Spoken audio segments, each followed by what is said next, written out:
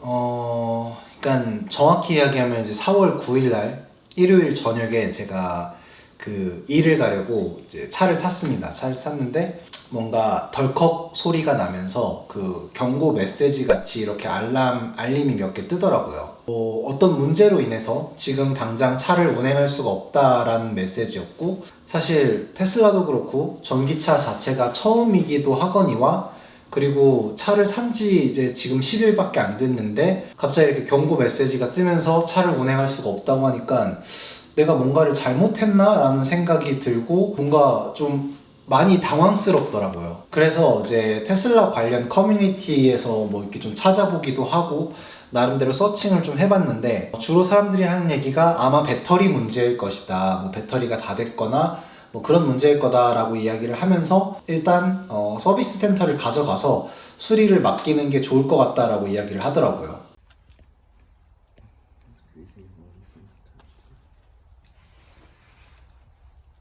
You like it though?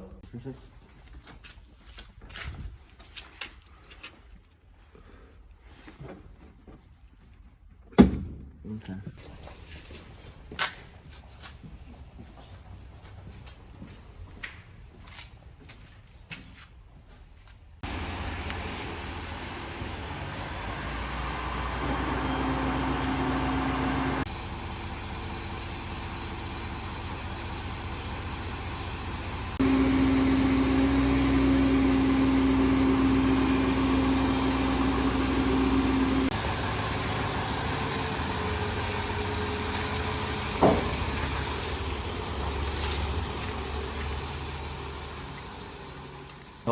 그래서 뭐 결과적으로 이제 차는 견인을 해갔고요. 그날 그 다음날 이제 서비스 센터에서 수리를 시작한다고 연락이 왔고, 처음에 배터리 문제라고 생각을 했는데 그건 아니었고 이제 인버터 문제라고 하더라고요. 그래서 그것만 이제 교체를 해주면 될 것 같다라고 이야기를 했는데, 뭐 그런 간단한 작업 같은 경우는 한국 같았으면은 이제 바로 당일날 할 수도 충분히 할 수 있었을 것 같기는 한데, 여기는 이제 캐나다니까 하루 정도 소요가 된다고 하고 바로 그 다음날 이제 차를 찾으러 오라고 하더라고요.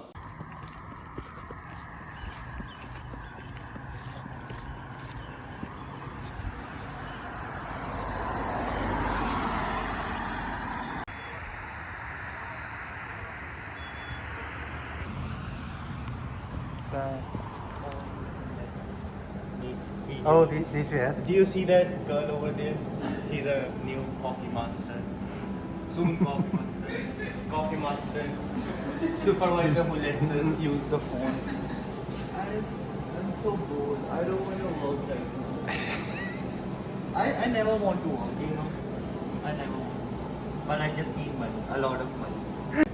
And I know about it. But I can't do it with my hand, right? They will get dirty now. I have to sanitize it.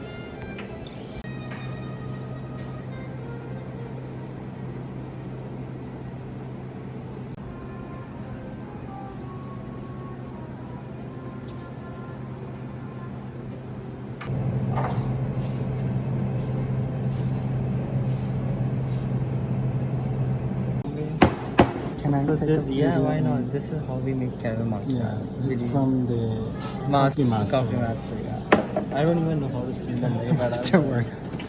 I will never. And this is our Frappuccino queen. Frappuccino queen. She's gonna kill me. Is your caramel macchiato? 일단 제가 첫 번째로 걱정했던 건 아까 처음에도 이야기를 했지만, 차를 산 지 10일밖에 안 됐는데 운행이 불가능할 정도로 차가 문제가 생기고 이슈가 있다는 거는 이 뭔가 잘못된 게 아닌가라는 생각이 가장 먼저 들었던 것 같고, 서비스 센터에 있는 사람들도 그렇고 내 직원들도 그렇고 테슬라 그 커뮤니티에 있는 오너들도 그렇고 공통적으로 하는 이야기가 뭐였냐면, 인버터가 문제가 있어서 교체를 하는 경우는 그렇게까지 흔한 케이스는 아니라고 해요. 특히 제 차 같은 경우 이제 중고차가 아니고 새 차를 구매한 거기 때문에 흔한 케이스는 아니지만, 다른 브랜드, 그러니까 이제 다른 차 브랜드가 아니고 테슬라기 때문에 이런 가능성도 좀 높지 않나 생각을 한다라고 이야기를 하더라고요. 그리고 제가 걱정했던 그 두 번째는, 어쨌든 제가 일을 가려고 하면 차가 필요하고, 그리고 바로 그 다음날 이제 장모님이 한국을 가기 위해서 저희가 이제 가족이 다 같이 밴쿠버 공항을 가야 되는 일정이 있었어요. 근데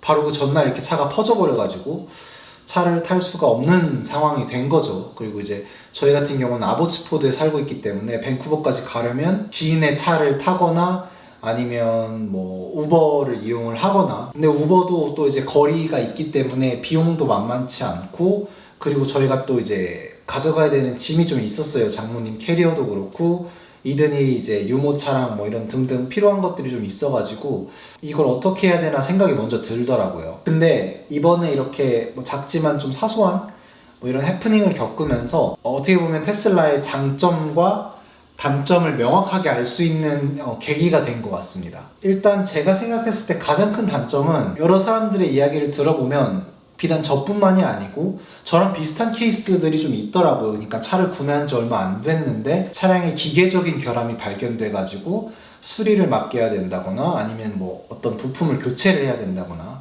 뭐 그런 케이스들이 생각보다 많은 것 같더라고요. 그러니까 뭐 외관적으로 이제 단차가 심하고 뭐 이런 거는 제가 다른 유튜브 영상을 통해서도 너무 많이 봐왔기 때문에 뭐 그냥 그런가 보다 생각을 했었는데, 실제로 이제 기계적인 결함 같은 경우도 생각보다 많다는 걸 알게 되니까 신뢰하기가 힘들다라는 생각을 좀 하게 되더라고요. 그러니까 저를 실제로 아시는 분들은 아시겠지만 전 전기차 자체를 사실 불신하는 편이었어요. 뭐 테슬라뿐만이 아니고 아직은 시기상조다라는 입장이었고, 그래서 그런지 저는 내연기관 차량을 좀 더 선호하는 편이었는데 괜찮을까라는 생각을 어느 정도는 하면서 구매는 했지만 실제로 이렇게 단 며칠 만에 이런 일이 생기고 나니까 그래도 아직은 전기차보다는 내연기관이 좀 더 믿을만 하지 않나라는 생각을 좀 더 하게 되는 것 같더라고요. 그래도 이 와중에 진짜 다행이라고 생각하는 건, 만약에 차량을 운행하고 있는 도중에 그렇게 차가 퍼져버리는 경우가 테슬라 이제 다른 오너들 얘기를 들어보면 실제로 그런 경우가 좀 있는 것 같더라고요. 근데 만약에 저한테 그런 상황이 생겼으면 지금보다 더 많이 당황했을 것 같고 조금 멘탈이 나가지 않았을까, 뭐 그런 생각을 하고 있습니다. 이렇게 고장이 난 거는, 기계적인 결함이 생긴 거는 좋은 일이 아님은 분명하지만 그럼에도 불구하고 이번 일을 겪으면서 좀 뭐랄까 테슬라에 대한 장점도 좀 생각을 하게 된 것 같아요. 일단 제가 가장 인상 깊었던 건 테슬라 그 서비스 팀의 대처나 이런 게 반응이 되게 빠르더라고요. 사고가 나거나 아니면 저처럼 이렇게 기계적인 결함이 생겨가지고 차량을 지금 당장 운행할 수가 없는 상황이 되면은 테슬라 앱을 통해 가지고 긴급 출동이라고 해서 그거를 이제 서비스 팀을 바로 부를 수가 있습니다. 그래서 서비스 팀을 부르게 되면 뭐 차량이 지금 이러이러한 상황이어서 이렇게 지금 되어 있다라고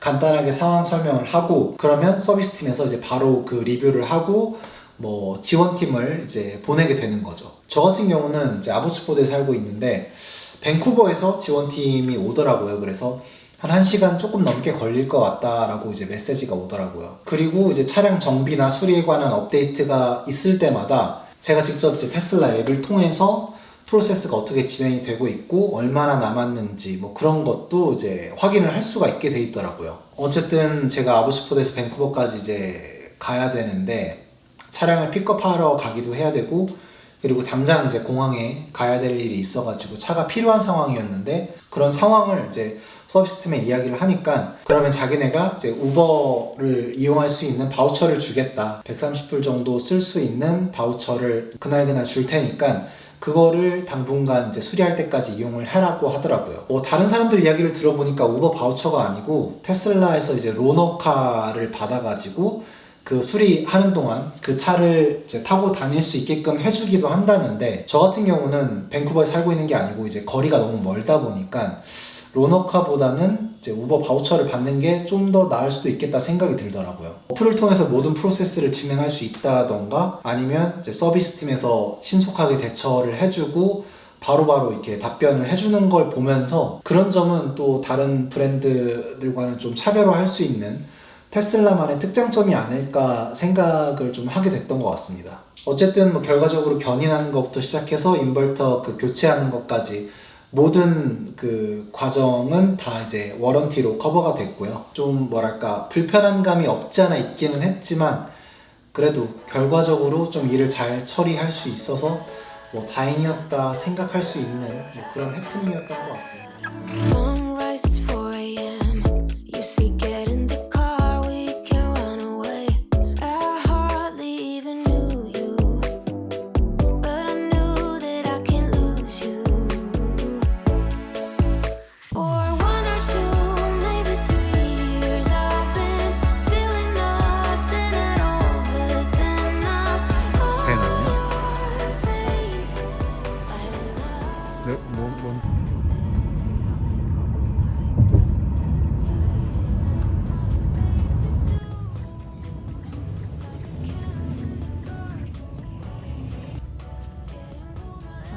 ਗੱਲ ਨਹੀਂ ਕਰਨ ਟੀਜ਼ਰ ਵਧੀਆ ਲੱਗਿਆ ਪੋਸਟਰ ਮੈਨੂੰ